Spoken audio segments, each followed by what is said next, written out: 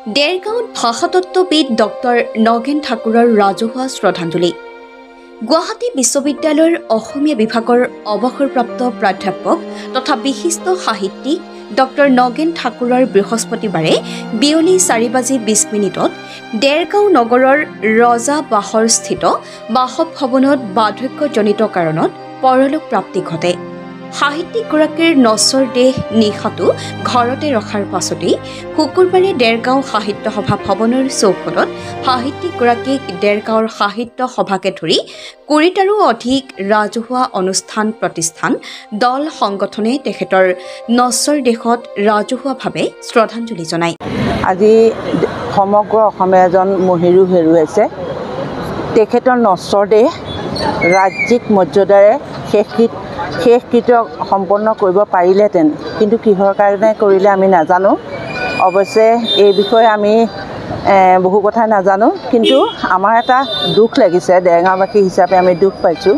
তেখেতক ইমান গুৱাহাটীৰ নিচিনা এখন বিশ্ববিদ্যালয়ৰ তেখেত অসমীয়া বিভাগৰ মুৰব্বী অধ্যাপক হিচাপে তেখেতক আৰু ইমান এজন গৱেষক পণ্ডিত তেখেতক ৰাজ্যিক মৰ্যাদা দিয়া হ'লে আমি সুখ পালোহেঁতেন, অকণমান আনন্দও পালোহেঁতেন।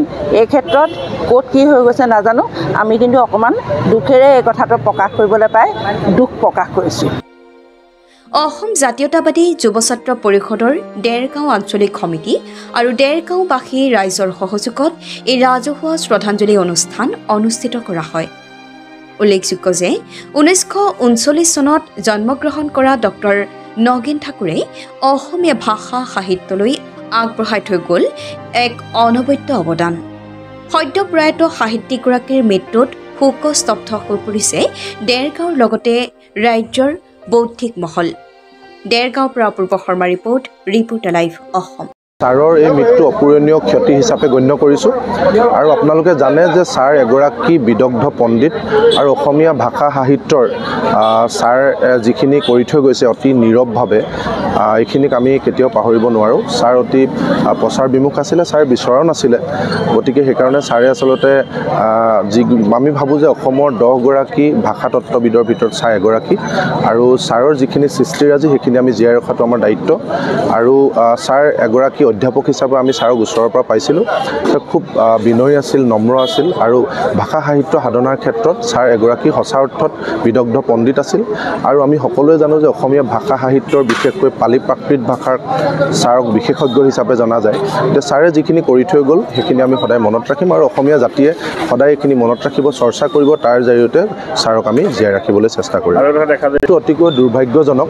আজি এই সময়খিনিত আমি কাকো সমালোচনা কৰিব বিচৰা নাই, কিন্তু আচলতে আমাৰ ভাষা সাহিত্যৰ প্ৰতি যিটো দায়িত্ব থাকিব লাগে, জাতীয় দায়বদ্ধ যিসকল ব্যক্তি আছে তেওঁলোকৰ প্ৰতি চৰকাৰ হিচাপে, মুৰব্বী হিচাপে যিটো দায়িত্ব থাকিব লাগে, তেওঁ এইখিনিত আমি ভাবোঁ কেৱল এটা ফেচবুক পোষ্ট দিয়ে দায়িত্ব সামৰিছে। আৰু আজিকালি যিটো ট্ৰেণ্ড, প্ৰচাৰ হকে বিহকে প্ৰচাৰমুখী মানুহৰ ক্ষেত্ৰত বাবা লৈ বা তেওঁলোকৰ ক্ষেত্ৰত সম্বৰ্ধনা জনাই তেওঁলোকৰ ঘৰলৈ তাৎক্ষণিকভাৱে গৈ শোক সন্তপ্ত পৰিয়ালৰ কাষত থিয় দিয়াৰ যিটো ট্ৰেণ্ড, তাৰ বিপৰীতে ডক্টৰ নগেন ঠাকুৰ ছাৰে যিহেতু প্ৰচাৰ বিচৰা নাছিল, ছাৰ নীৰৱে তেওঁৰ দায়িত্ব পালন কৰি গৈছিল। আমি ভাবোঁ যে নীৰৱ সাধক হিচাপে আচলতে ছাৰৰ প্ৰতি এই অৱহেলা অতিকৈ দুৰ্ভাগ্যজনক। Reporter live.